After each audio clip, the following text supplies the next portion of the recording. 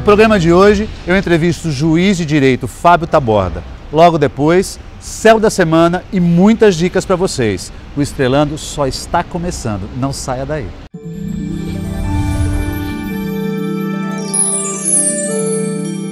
Estou aqui no Museu do Café hoje gravando com o juiz Fábio Taborda. Tudo bem, Fábio? Tudo bom, Jorge? Tudo bem. O Fábio é do signo de Virgem, não é isso, Fábio? Tem ascendente em Áries e a lua no signo de Aquário. E uma marca que tem, não digo a maioria, mas uma boa parte dos juízes, é justamente a posição que ele tem no mapa de Libra, o signo de Libra. Você sabe que Libra, Fábio, é o signo do julgamento, né? Então, como é que a balança, né? É, a balança, justamente, do equilíbrio. Você é marcado pelo signo de Virgem, mas essa parte do Libra, que tem a característica dos prós e contras, de julgar. Como é que é para você julgar, Fábio? Olha, não é uma tarefa das mais fáceis, né? Mas depois de 5 anos de faculdade, especialização e uma experiência de mais de 10 anos de carreira, as coisas vão se tornando um pouco mais tranquilas. Eu sempre digo para os meus alunos, eu também sou professor universitário... Isso, você é juiz civil, sim, não é isso? E professor de direito civil na universidade. Você atua em que cidade? No Guarujá. Guarujá, tá. Então eu sempre digo para os meus alunos que o julgamento que o juiz faz não é um julgamento divino, ele é baseado na lei dos homens. Então a gente não pode esperar uma justiça divina do juiz, uma justiça de um homem que por vezes pode falhar, né? Pois é, Fábio, é o seguinte, vocação significa o chamado, você está falando da parte divina, vocação significa chamado, o chamado dos deuses. Como é que você chegou a buscar a ser juiz? Era algo desde criança? Estava em você? Tem alguém da família?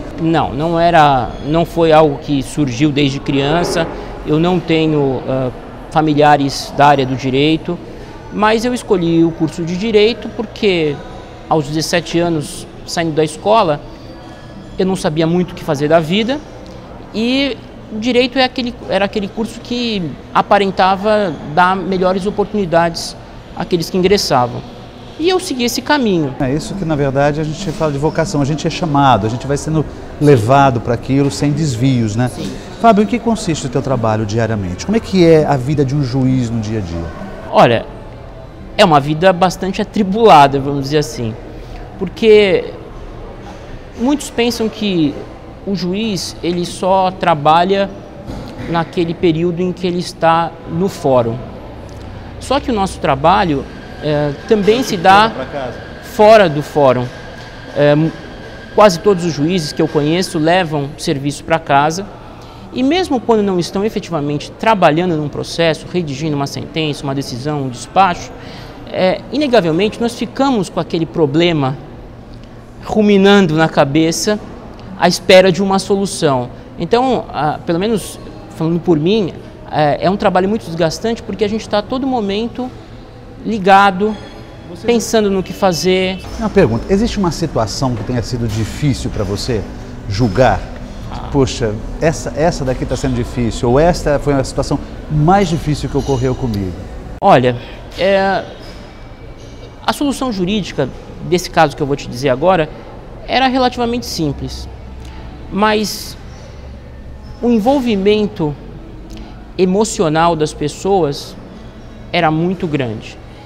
Eu me lembro que deve ter ocorrido por volta de 2001, 2002, eu ainda era juiz substituto, foi em São Vicente, numa vara civil, e era uma questão de família que envolvia a busca e apreensão de um menor que vivia com a mãe, mas o pai foi visitá-lo e resolveu não devolvê-lo.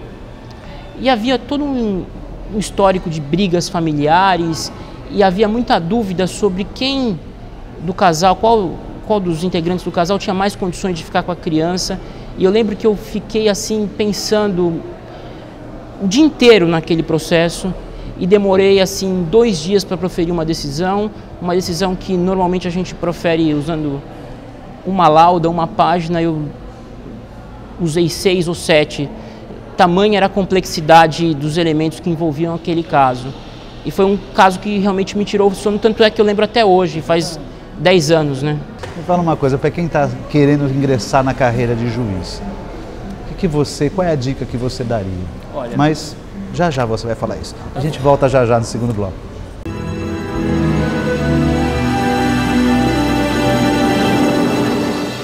Programa Estrelando. Oferecimento Sicom, Sindicato dos Condomínios Prediais do Litoral Paulista. O amigo certo das horas incertas. Telefone 3326-3083.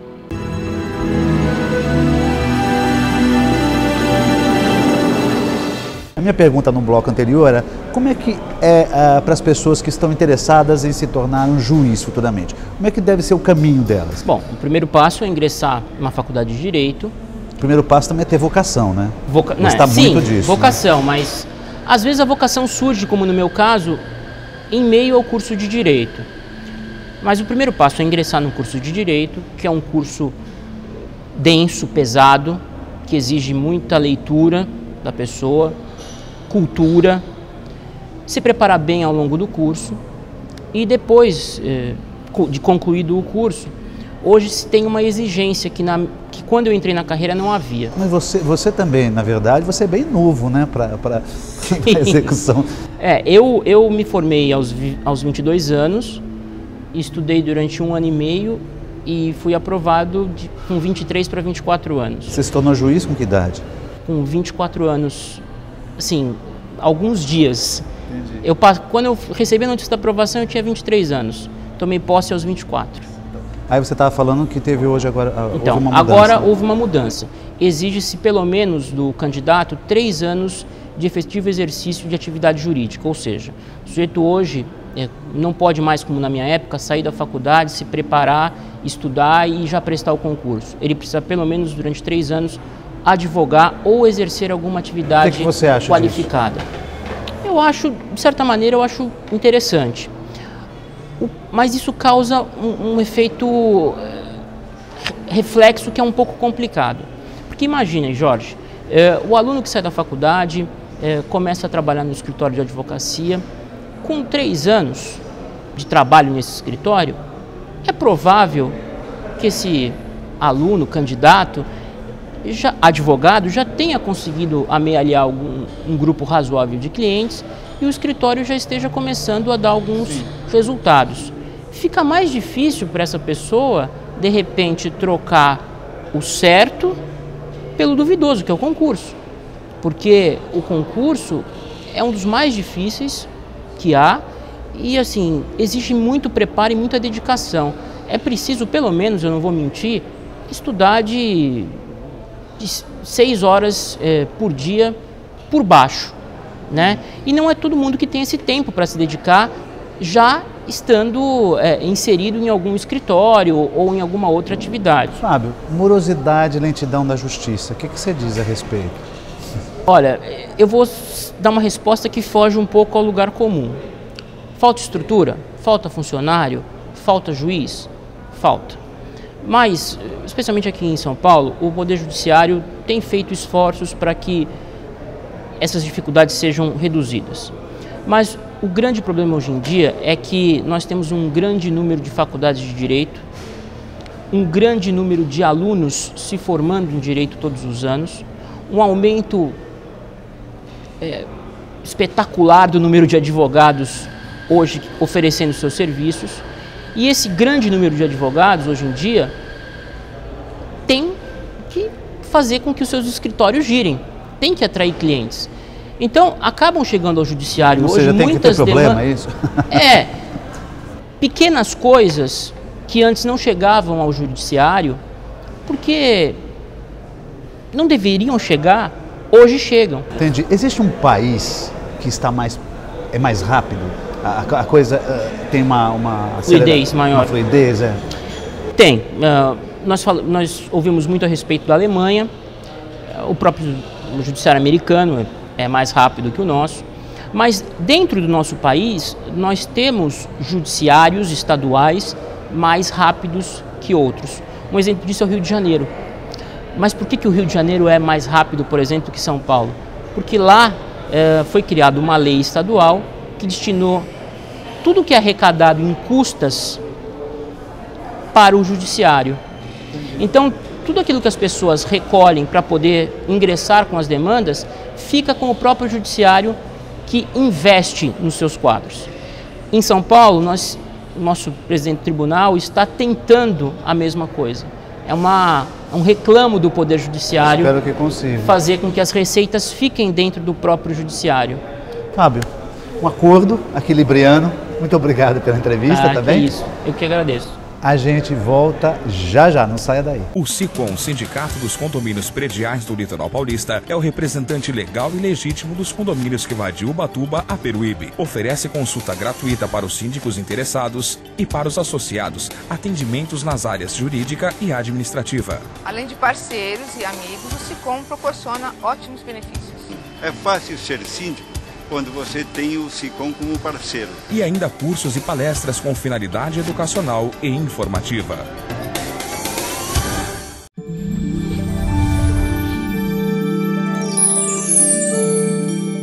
O astro Júpiter vai ficar em Gêmeos até junho de 2013. Isso significa que para todos há um acréscimo na comunicação, no conhecimento, nos estudos e nas viagens. Então, foquem no conhecimento.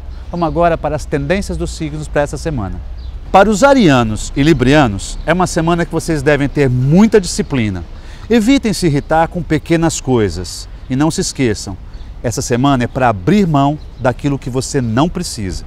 Para os taurinos e os de escorpião, aproveitem para investir financeiramente. Mas um detalhe, fujam de qualquer tipo de encrenca. E outra dica, atenção para a sua saúde. Para os geminianos e sagitarianos, é uma semana para vocês produzirem o máximo que vocês puderem. Invistam em você. Não esqueçam, é para investir em você. Estudem e busquem qualquer tipo de curso de aperfeiçoamento. Uma outra questão que vocês devem colocar na sua agenda é para programarem uma viagem. Para os cancerianos e capricornianos, vocês terão alguns dias muito prósperos para consertar e ampliar a sua vida profissional.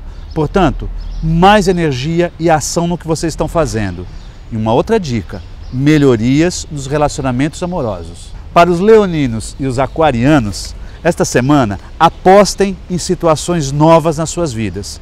Contem com a sua criatividade.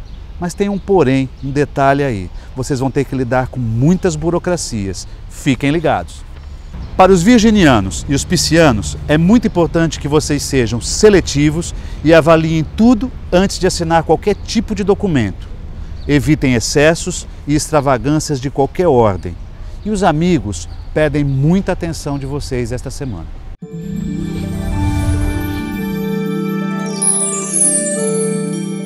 Acompanhem agora duas sugestões de cursos para vocês. Naturopatia e massoterapia. Vai ocorrer no dia 26 de setembro, na única Unidade de Cursos Alternativos, na rua Monsenhor de Paula Rodrigues, 149. Você quer mais informações? O telefone é 13 3232 4104.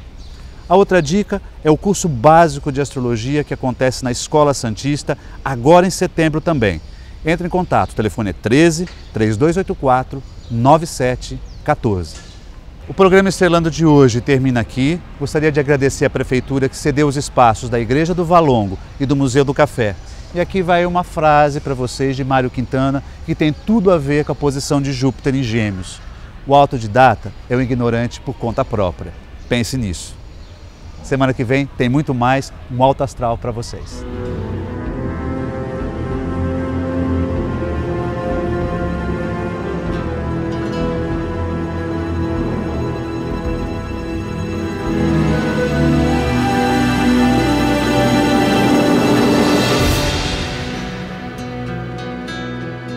Programa Estrelando. Oferecimento SICOM, Sindicato dos Condomínios Prediais do Litoral Paulista. O amigo certo das horas incertas. Telefone 3326 3083.